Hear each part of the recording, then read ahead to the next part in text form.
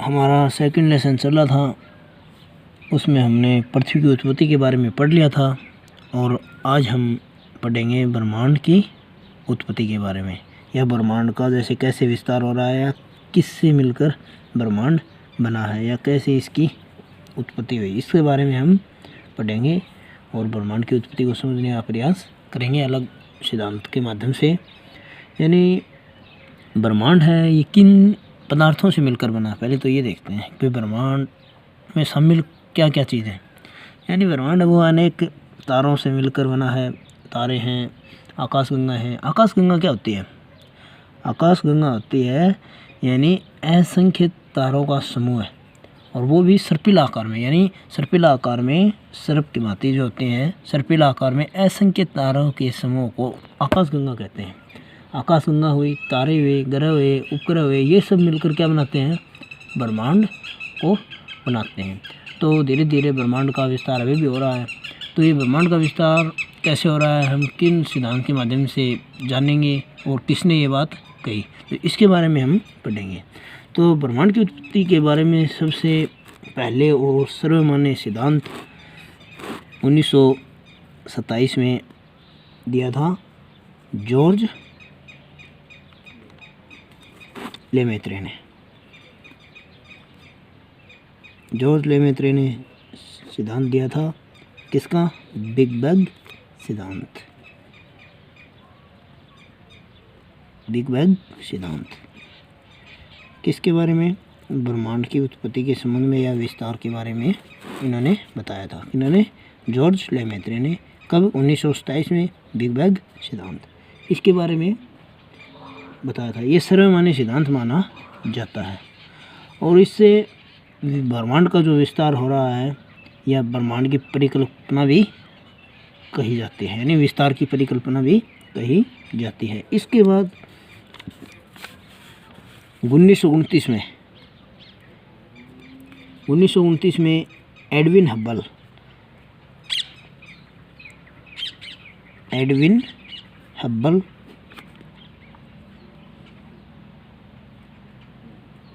ने एक सिद्धांत दिया था और यह प्रमाण दिए थे कि ब्रह्मांड है उसका विस्तार जारी है, यह विस्तार अभी हो रहा है। और समय के साथ साथ जो आकाशगंगाएं हैं वो एक दूसरे से क्या हो रही हैं? दूर हो रही हैं। यानी पहले तो क्या थी? संकुचित थी, और अब वो क्या हो रही है? विस्तारित हो रही हैं। यानी जैसे जैसे समय गुजर रहा है तो उसके साथ आकाशगंगाएं एक दूसरे से क्या हो रही हैं? यानी पहले तो पास पास में थी और अब ये क्या हो रही हैं? आकाशगंगाएं दूर हो रही हैं। जैसे हम इसको एक उदाहरण के माध्यम से समझ सकते हैं। मतलब हमारा उदाहरण, जैसे कोई गुब्बारा होता है और उस गुब्बारे पे निशान होते हैं, यानी कोई भी गुब्बारा है उस पे निशान लगा देते हैं, और जब हम उसमें हवा भरते हैं, हवा भरेंगे तो गुब्बारा फूलेगा, तो वो जो निशान है या जो पॉइंट हमने किए हैं वो एक दूसरे से दूर होते जाएंगे। यानी जैसे जैसे गुब्बारा फूलेगा तो वो दूर प्रतीत होते हुए या दूर जाएंगे।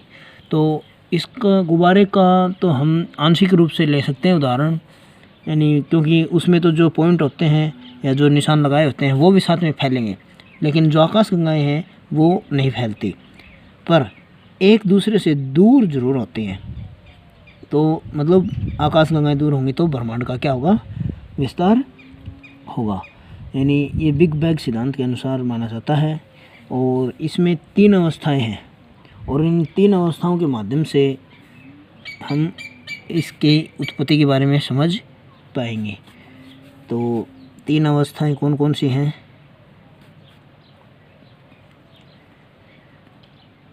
3 अवस्था हैं जिनमें प्रथम अवस्था है, यानी प्रारंभ में ब्रह्मांड का जो निर्माण है वो कम हुआ, या इसका विस्तार है वो कम हुआ। यानी इसमें सभी पदार्थ एक स्थान पर थे, यानी जितने भी जो पदार्थ थे वो क्या थे? पास पास में थे जो पदार्थ थे वो, ठीक है। तो इसका विस्तार कम हुआ और जो भी पदार्थ थे उनका आयतन तो था कम, और तापमान है वो क्या था? अधिक। तापमान और घनत्व है तापमान और जो घनत्व है वो था अधिक। किसका? यानी स्टार्टिंग में ब्रह्मांड की जो उत्पत्ति हुई उसे, यानी ब्रह्मांड की उत्पत्ति होती है तो प्रारंभिक अवस्था में अगर हम बिग बैंग के सिद्धांत के अनुसार समझते हैं तो क्या होता है कि जो आयतन होता है, यानी जो ब्रह्मांड का विस्तार है, यानी ये मानो घन के रूप में होगा, ठीक है। तो इसके अंदर की जो जगह होती है या अंदर का जो विस्तार है उसे आयतन बोलते हैं। वो तो था कम, और तापमान जो पदार्थ थे उनमें क्या था? तापमान अधिक था, और घनत्व भी उनका क्या था? अधिक था। तो तापमान और घनत्व अधिक और आयतन कम, तो इसे क्या नाम दिया गया? गोलक नाम दिया गया, ठीक है। इन गोलकों के माध्यम से हम समझ सकते हैं गोलक। फिर हमारी सेकंड अवस्था आती है। सेकंड अवस्था में जो ये गोलक थे इनका भीषण विस्फोट हुआ, यानी ये फट गए, इनमें विस्फोट उत्पन्न हो गया। और विस्फोट उत्पन्न हो गया तो भूगोल का जो विस्तार है वो फैल गया, नहीं सॉरी, इसका जो विस्तार है वो फैल गया। फिर आती है सेकंड अवस्था। सेकंड अवस्था में क्या होता है? जो ये गोलक थे इन गोलकों में क्या हो गया? भीषण विस्फोट हो गया, यानी भीषण विस्फोट हो जाता है। और इसके परिणाम स्वरूप विस्फोट की प्रक्रिया के दौरान इस ब्रह्मांड में बहुत ज़्यादा क्या हो जाता है? विस्तार हो जाता है। और इसीलिए इसको महाविस्फोटक का सिद्धांत भी कहते हैं। किसको? ब्रह्मांड की उत्पत्ति के संबंध में जो बिग बैंग जो सिद्धांत है इसको महाविस्फोटक सिद्धांत भी कहते हैं। तो महाविस्फोटक सिद्धांत या बिग बैंग सिद्धांत एक ही बात है। तो इसमें विस्फोट हो जाता है, और ये विस्फोट की जो ये प्रक्रिया है या ये जो ये घटना है ये पहले यानी 14 अरब वर्ष पहले हो गई थी। यानी 14 अरब वर्ष पहले ये महाविस्फोटक की जो स्थिति है ये हो गई थी, और यह आज भी जारी है। और विस्फोट के कारण कुछ पदार्थों में परिवर्तन हो गया है, और वो परिवर्तित होकर विस्तार से फैल गए हैं। और जो बिग बैंग होने के 3 मिनट पश्चात, यानी जो ये महाविस्फोटक सिद्धांत हुआ, यानी 14 अरब वर्ष पहले जो विस्फोट हुआ था उसके जस्ट 3 मिनट बाद ही परमाणुओं का निर्माण हो गया था। जो परमाणु होते हैं उनका क्या हो गया था? निर्माण हो गया था। फिर आती है हमारी तीसरी अवस्था। तीसरी अवस्था में क्या है? बिग बैंग का जो सिद्धांत है, यानी जो महाविस्फोटक का सिद्धांत है, उसके कितने बीत गए थे वर्ष? 3 लाख वर्ष बीत गए थे। 3 लाख वर्ष बीतने के बाद इसके तापमान में गिरावट आ गई। यानी पहले तो तापमान क्या हो गया था? बढ़ा हुआ था। प्रारंभिक अवस्था में अगर हम समझते हैं तो इसमें तापमान क्या था? बढ़ा हुआ था। लेकिन तीसरी अवस्था में आते आते इसका यानी 3 लाख वर्ष बीत गए थे, उसके बाद इसके तापमान में गिरावट आ गई थी। यानी 4500 डिग्री सेंटीग्रेड तापमान है वो क्या हो गया था? कम हो गया था। और जो परमाणु के जो पदार्थ थे उनका निर्माण क्या हो गया था? अधिक हो गया था। और ब्रह्मांड है वो पारदर्शी हो गया था। पारदर्शी का मतलब उसमें स्पष्टीकरण हो गया था, और ब्रह्मांड है उसमें स्पष्टता आ गई थी, और सब कुछ अच्छे से दिखने लगा था, यानी पारदर्शिता उसमें आ गई थी। और ब्रह्मांड के विस्तार के संबंध में एक भूगोलवेत्ता है होयल,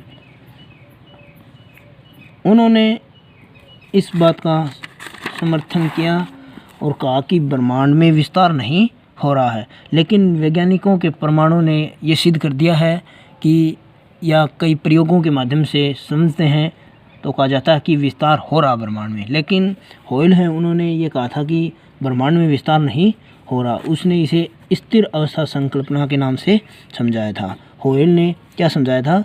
क्या है कि ब्रह्मांड में विस्तार नहीं हो रहा, यह अवस्था कहलाई स्थिर अवस्था संकल्पना।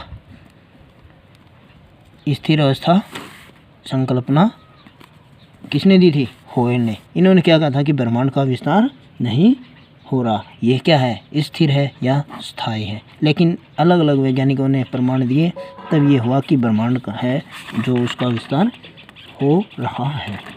तो ये है ब्रह्मांड की उत्पत्ति। ऐसे ब्रह्मांड की उत्पत्ति हुई, ये इसमें शामिल है।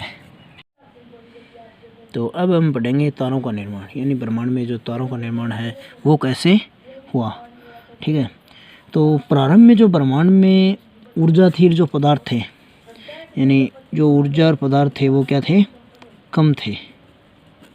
ठीक है, ऊर्जा पदार्थ थे वो कम थे, उनका घनत्व भी कम था, तो उनमें भिन्नता पाई जाती थी, यानी घनत्व में भी भिन्नता मिलती थी। और इसी घनत्व में भिन्नता मिलने के कारण उनका जो गुरुत्वाकर्षण बल था, गुरुत्वाकर्षण बल, उनमें भी क्या हो गई, भिन्नता मिल गई। यानी जो घनत्व कम था और ऊर्जा कम थी, पदार्थ कम थे, तो उनका गुरुत्वाकर्षण कम बल भी क्या हो गया, कम हो गया। गुरुत्वाकर्षण बल कम होने की वजह से इसमें मतलब भिन्नता आई, और भिन्नता का मेन कारण यही है। और इसी भिन्नता के कारण जो पदार्थ हैं वो एक जगह क्या हो गए, इकट्ठे हो गए। यानी गुरुत्वाकर्षण शक्ति कम लगी तो पदार्थ हैं वो एक जगह क्या हो गए, इकट्ठे हो गए। और ये इकट्ठे होने से असंख्य तारों का रूप इन्होंने ले लिया, जिसे हम आकाशगंगा कहते हैं। आकाशगंगा का अर्थ यही तो हुआ, यानी असंख्य तारों के सर्पिलाकार समूह को आकाशगंगा कहते हैं। तो तारों का समूह ही तो है आकाशगंगा। तो फिर इन आकाशगंगाओं का धीरे धीरे विस्तार होता गया, यानी ऊर्जा कम थी, पदार्थ भी कम थे, तो जिनसे ये बढ़ते गए, और गुरुत्वाकर्षण कम था ही, तो उनका विस्तार ज़्यादा हो गया। और जो आकाशगंगा होती है उसे प्रकाश वर्ष से मापा जाता है। यानी जो आकाशगंगाएँ होते हैं, एक आकाशगंगा से दूसरी आकाशगंगा की जो दूरी होती है उसे मापने के लिए हम प्रकाश वर्ष का सहारा लेते हैं, या ये प्रकाश वर्ष इकाई मानी जाती है इनकी दूरी मापने के लिए। तो एक आकाशगंगा का व्यास जो होता है, यानी ये तारों का समूह है, सर्पिलाकार कोई भी, ठीक है, तो इसका व्यास यानी पूरा जो ये गोला है इसका जो भाग है ये कितने क्षेत्र में फैला, ये तो होता है इसका व्यास। और त्रिज्या क्या होती है, इसकी आधी होती है त्रिज्या। तो ये पूरा व्यास होता है। इन आकाशगंगाओं का जो व्यास होता है वो 80 से 1.5 लाख क्या होता है तक 1.5 लाख प्रकाश वर्ष होता है। यानी एक आकाशगंगा का व्यास होता है वो 80 से 1.5 लाख प्रकाश वर्ष होता है। और यह इनकी दूरी अगर दूसरी आकाशगंगा तक देखी जाती है तो इसे प्रकाश वर्ष में हम मापते हैं। और जो आकाशगंगाएँ होती हैं अनेक तारों का समूह है, इनके साथ जो निहारिका भी होती है मिली हुई, जो निहारिका होती है, निहारिका में वो बताया था निहारिका किससे मिलकर बनी है, हाइड्रोजन से, हीलियम से और धूल के जो कण हैं उनसे मिलकर बनी है। हाइड्रोजन, हीलियम और धूल कणों से मिलकर बनी है। तो इसमें हाइड्रोजन गैस ज़्यादा होती है और इनसे मिलकर निहारिका बनी होती है। और ये आकाशगंगाओं के झुंड होते हैं, ये इन्हीं से बढ़ते जाते हैं और इनसे तारों का निर्माण हो गया। यानी झुंड बढ़ते गए इन आकाशगंगाओं का और धीरे धीरे तारों का निर्माण हो गया। और तारों का निर्माण लगभग 5 से 6 अरब वर्ष पहले से माना जाता है। यानी ये तारों का निर्माण ऐसे हुआ।